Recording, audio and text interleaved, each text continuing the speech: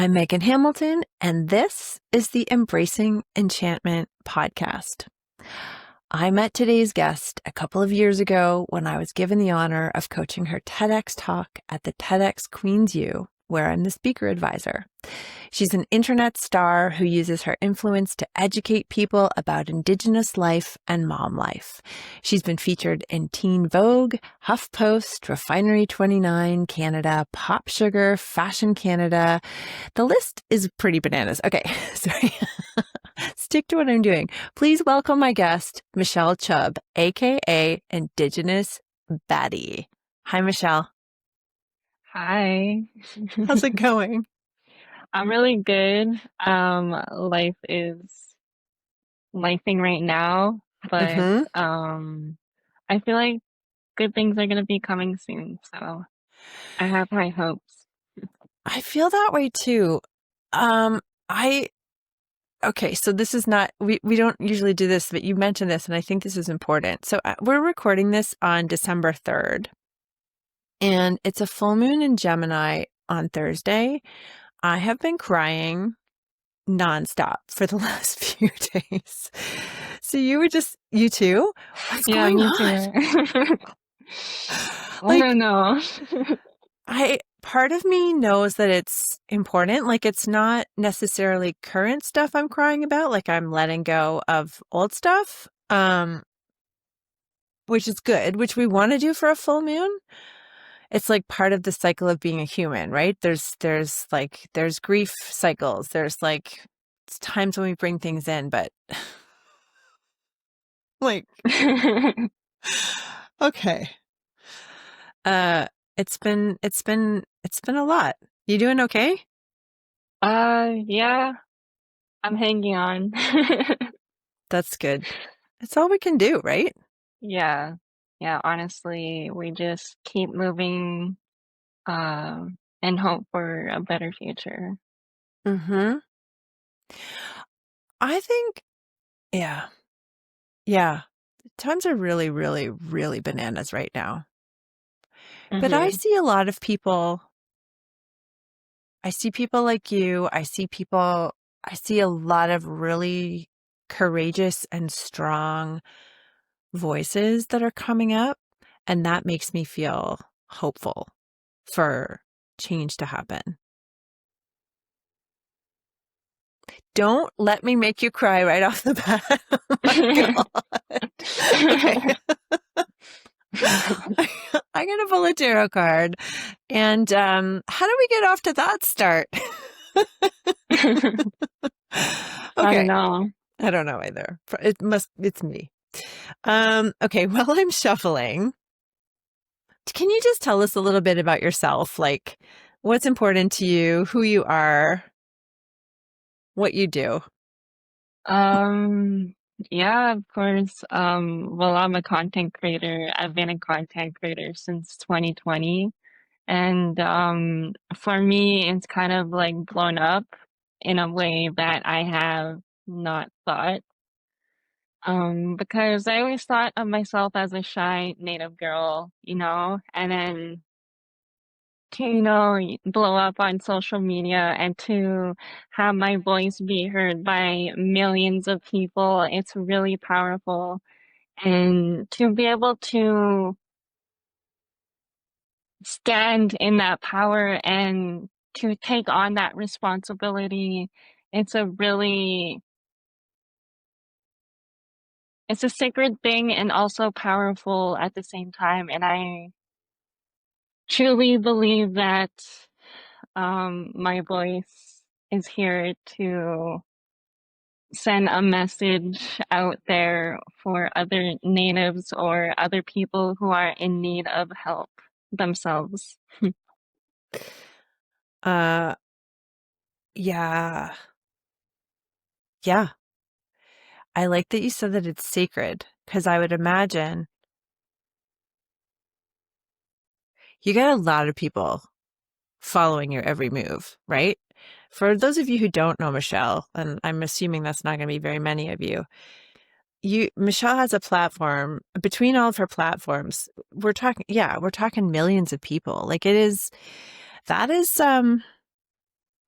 And you, as a self-described shy person, like that's going to have a whole different set of, I don't know, baggage that comes along with it, or like it's going to force you to look at some of this stuff. Yes. Um, but you specifically said sacred, and I think you're taking that, you're being courageous with that, right? You understand the possibilities and the hope that can come with that and like you are, moving forward with a platform that is, you're not saying banal. I mean, we get our Sephora, we get our different, like we get our halls and stuff, but you're also talking about Indigenous rights. You're talking about, I mean, the TEDx was about the Indian Act. You're not shying away from the hard stuff. Yeah, I say sacred because I'm talking about experiences of my own, and I know my experiences are unique and different in a way that others don't have because one, I'm born with cleft lip and palate. Two, I'm native. Three, I grew up in a city in a white suburban, in a white area. And for me to have these experiences are sacred to me because these experiences I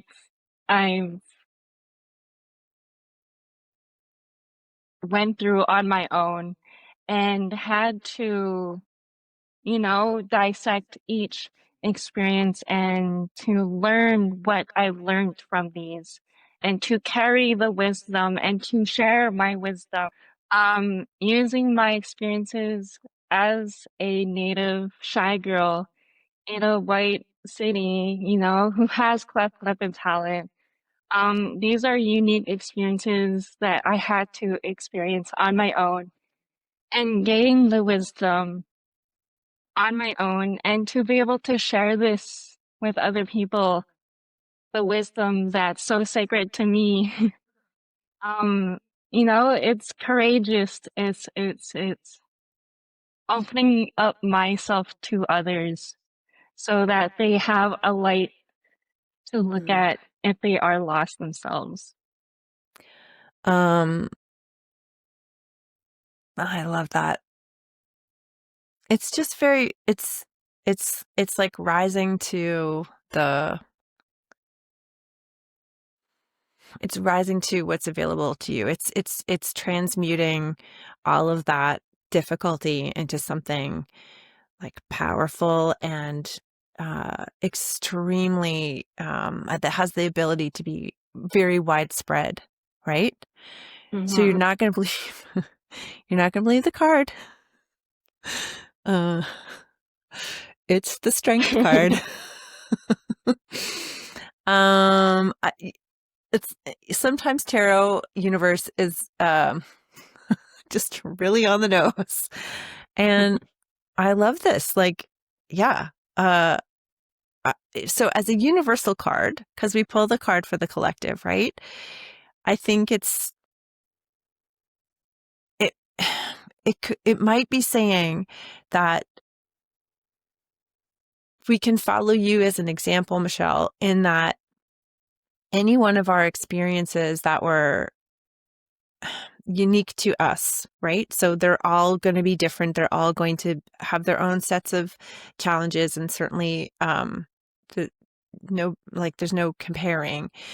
But like, how can we learn from what you've done, which is take that difficulty and that even just that like idea of who you thought you were and like changing it, right?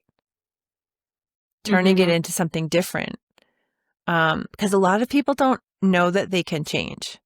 A lot of people don't they think like, oh, well, this is just how I am, or this is who I am and I can't change. And that's not true. we all have the capability and the strength to be able to, as we like, this is kind of like cheesy at this point, but like you've overcome, like you and all of us, we've all overcome every single difficulty we've ever had. And all that does is show us that we're strong in whatever way, like that's shown up for us. And the other thing about this card too is the sign of infinity above the head here, which is just the infinite strength that is available to anybody as long as you are keeping your lions with you, right? Because one of the things that can happen in this world of spirituality is that there's this thing that can happen, which is spiritual bypassing, which is where we just want to be like love and light. We just want to be nice. We don't want to think about the difficulties and the challenges and the darkness and the hard times and the lions. But that ain't it. We have to be one with all of the different parts of ourselves in order to fully embrace what it actually means to be strong. Do you have any thoughts on that? Yes, it's funny the way that you said that, because now that I'm in a different point of my life where I'm more mature and able to, use my voice in a way where I can stand up for myself now. Younger Michelle wouldn't be able to do that. um, she would let people walk all over her because younger Michelle was so naive. She didn't know much of the social world. She didn't know much of the city world. Because I was a res girl who moved to the city, and for me, that's like a culture shock. And, you know, people don't know the differences between the res life and a city life. There's so much differences. And, for you to say that, since I was young to now, I had to learn how to use my voice in a way that doesn't hurt or harm others, but I'm able to stick up for myself.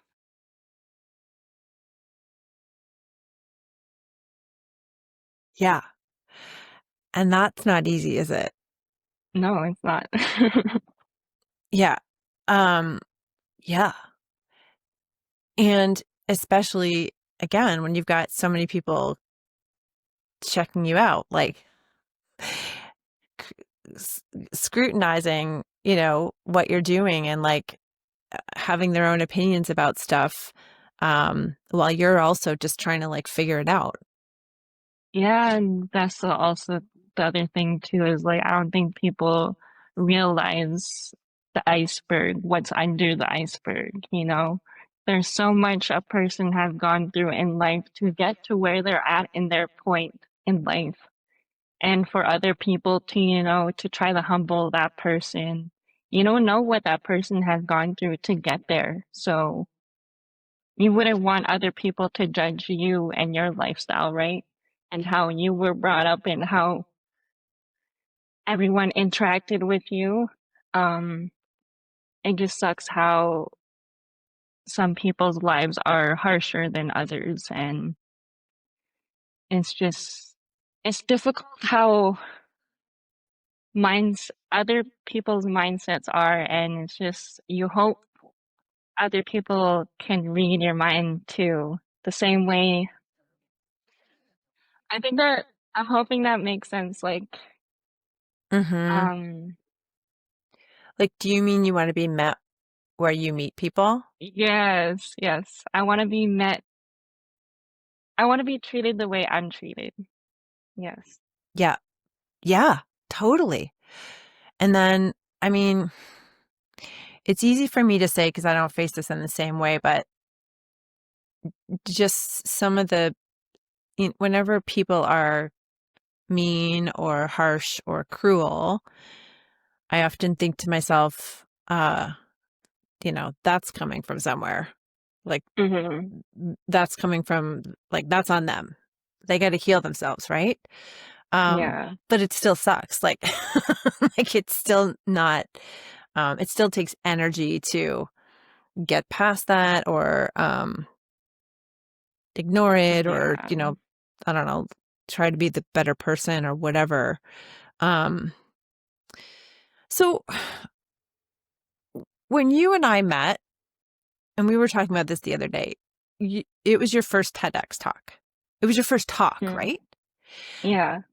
And now every time I open Instagram, you're on a plane, you're doing like fashion shows and you're doing keynote talks and you're, traveling. And that's 2.5 years, right? From your first talk to all of this. How does it feel um, to be on this side of things, to be, out there talking about stuff that's really important that needs to be heard by people? Well, in my TEDx talk, I mentioned that I didn't see myself doing a TEDx talk. So I'm gonna repeat the same thing. I didn't see myself doing this kind of stuff because, I've always skipped school whenever there was like a presentation in class and I had to speak in front of the classroom. I would always tell my mom, hey, um, can I not go to school today? And like I would lie about something and yeah, that's how severe my social anxiety was. And to be able to speak in a crowd full of people, um, it's kind of crazy to think that now, because little Michelle wouldn't have done that. Yeah. But you're doing it and you're doing it a lot. Is it easier now? Does it feel easier than it did like a couple of years ago? Honestly, yes, I feel like it was a graduation once I did that TEDx talk, especially with you coaching. Um, like I said, like every talk I do, I think of you because you were a pivotal point in my career to give me that confidence to use my voice more. And so I want to thank you for giving me that confidence. And yeah. um, it was a pleasure to work with you, but make no mistake, I did not give you any confidence. You earned that confidence yourself. You showed up and did the work, and that's what confidence, that's where it comes from. I gave you a few breathing techniques or whatever I did.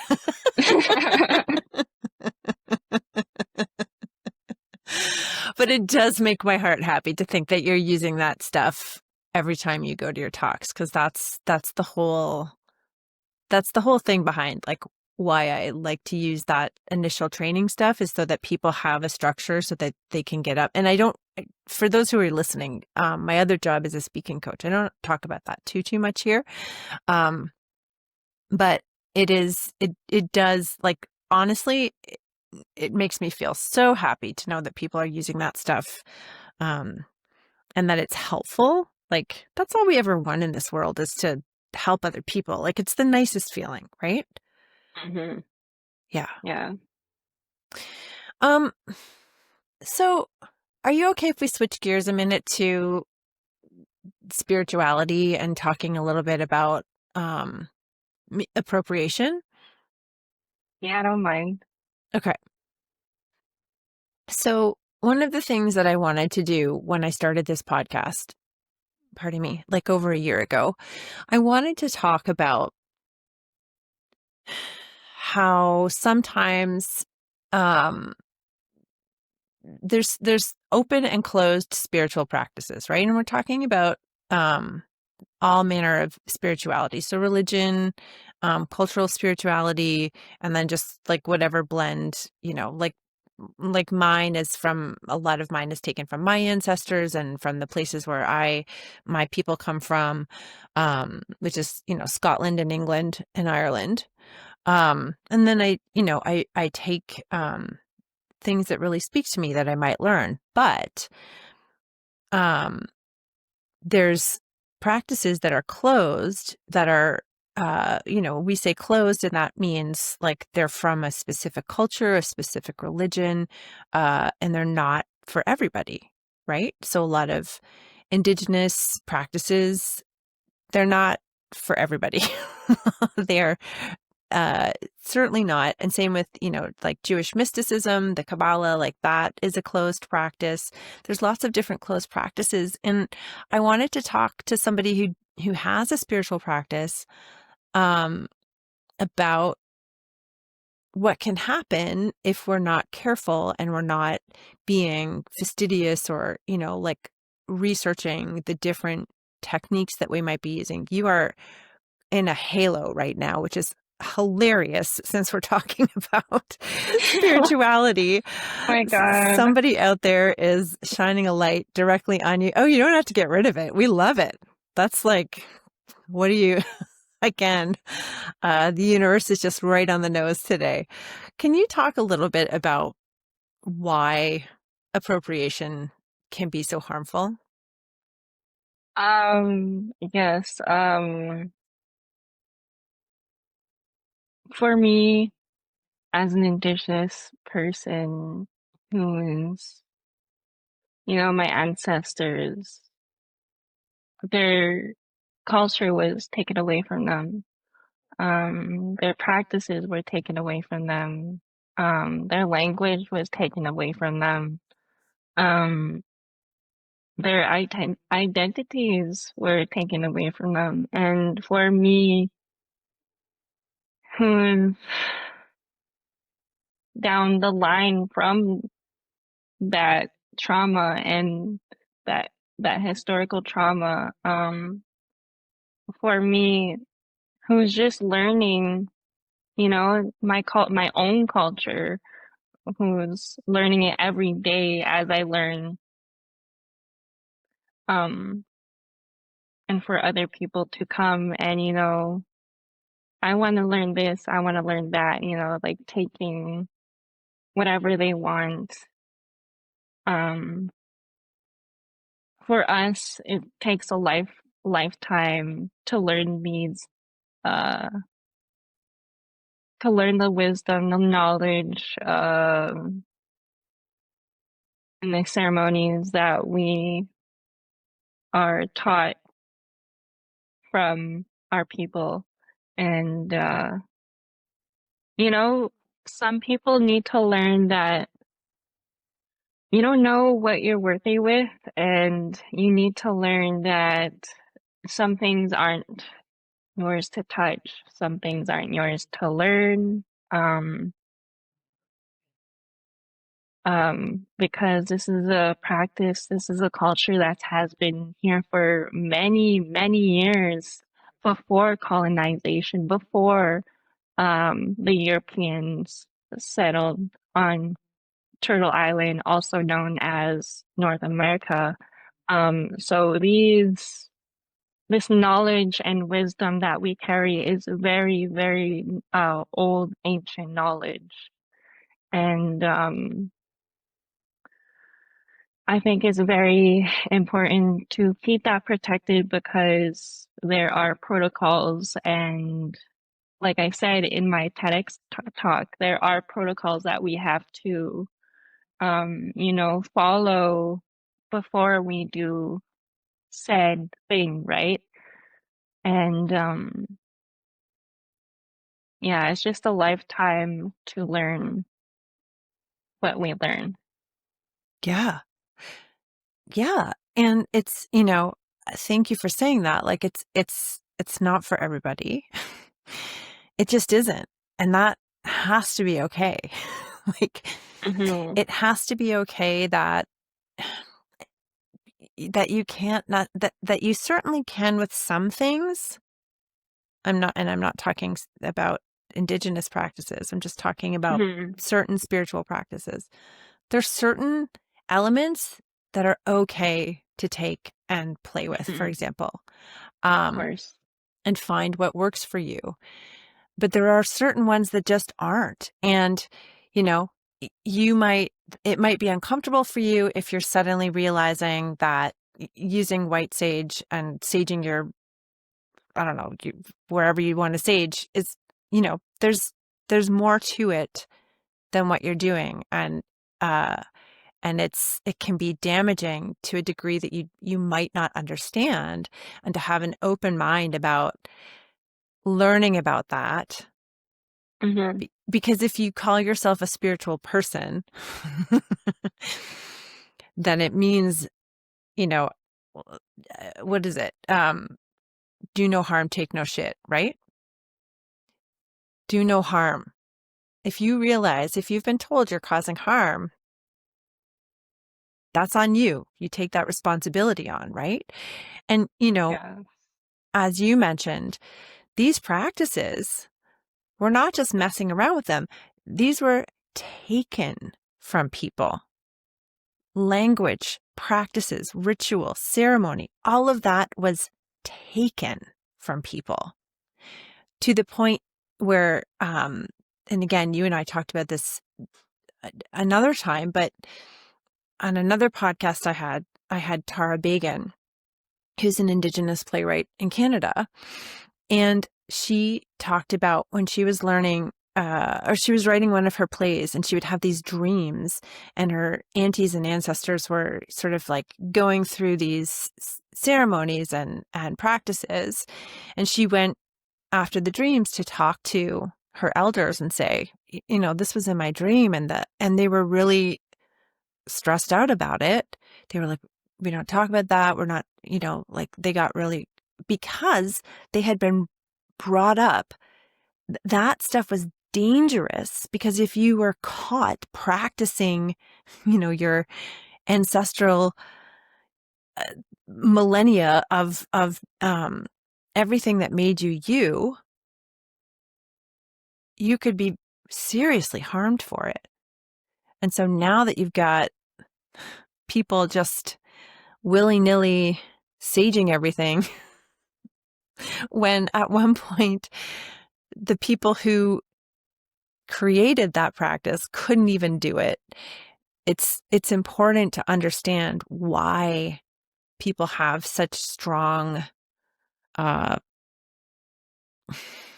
don't even want to say opinions. It's like, just don't do it. You got to listen to people and stop doing shit.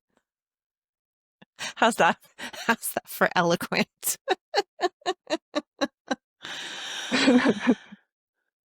It's, it is, yeah. Um, so do you use spiritual practice? Do you use ceremony? What do you use it for? um, I use it to heal myself. Um, Mm, I know there's such like a taboo, it's such a taboo topic um to talk about, because people usually talk about the negative side of spirituality, when really there's a lot more good people out there. I use spirituality for the good. Honestly, I just use it to heal myself and others who ask. yeah. Yeah.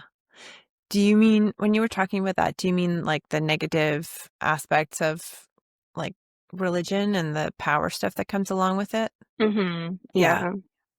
Yeah. Nothing's ever just everything has, the light side and the dark side, right? Yeah. Mm-hmm. And just like life, everything has to come in a circle. Yeah. Yes. And we cry around the full moon, apparently. That's part of the cycle that we're in right now. Mm. Okay.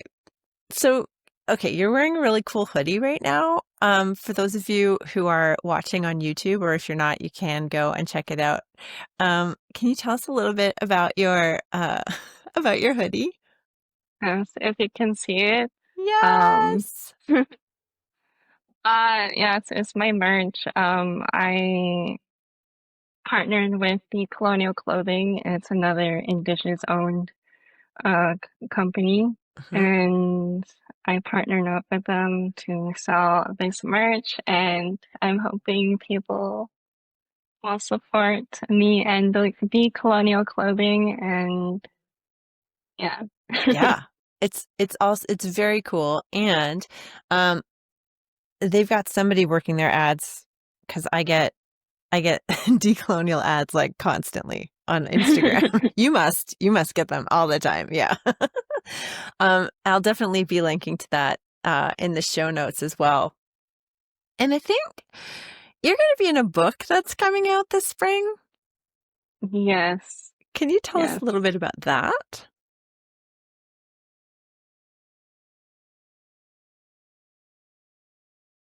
So it's gonna be coming out in April. I went to Toronto and we got some shots taken, and I'm just excited for everyone to see it. It's about Indigenous people, and yeah, I think that's all I can say. Okay, that's fun. Um, See what I mean? Like you're getting flown around all the time just to do all this neat stuff, like jet set, jet set world. But then but then like we're on the pod and somebody, the dog is doing something, or is that what was happening before? The dog Yeah, was, yeah. It's like my that's dog. that's life. What kind of dog do you have? You, Yorkie Pro. Mm, that's nice. Aren't dogs the best? Yeah, he's pretty smart. I love him. Yeah. My dog is named Winnie, after Winnipeg because she's That's so from funny. she's from the north in Manitoba. Aw, Yeah, that's so cute. she's yeah, she's the best. Mm. We are ridiculously into our dog. Um, okay. So one of the things we like to end with on this podcast is looking to practices that keep us hopeful. Um, and there's a lot of stuff going on, obviously. And I think, finding ways that help you stay grounded so that you can take breaks and then keep coming back into awareness, I guess, of everything that's going on. What do you do as a person who is in the spotlight a lot? What do you do to keep yourself grounded and to stay hopeful? Um, Honestly, I spend a lot of time with family, and I try not to spend so much time online and, scrolling, because I feel like once you do that, you create this imaginary world that's not really happening in the real world. Mhm. And I think just spending more time in reality, um, will just help you stay humble and away from all that the negative aspects that come with social media. Yeah. Yeah, that seems to be the thing right now, right? It's like step one is don't be on your phone as much, right? Like, and who knew that was going to be a thing that we had to really like get intentional about? But now it seems to be the number one thing in order to protect your mental health is to put your phone down. Yeah. It's wild. Listen, I am so grateful to you for coming on this podcast, and I love spending time with you, and so I'm grateful for that. It's nice to see you again, and it's so nice to see all of the incredible things that you get up to and how you're doing the good work, putting important messages out into the world and changing lives. And thank you so much for being here. Yeah, thank you for inviting me. And yeah, I really hope people learn something from this. Yeah, they will. Of course. All right. This is where I do the reading part. So let me pull up my paper. You can find all the information and takeaways from today's episode in the show notes or at embracingenchantment.com. Subscribe and follow wherever you get your podcasts. Leave a review or a voice note, and find out more about Michelle and where to follow her in the show notes or at embracingenchantment.com. Make sure you're subscribed because we have some exciting episodes coming up about word witchery, and we'll have a tarot reading for the new year and so much more. Until then, here's to building an enchanted life.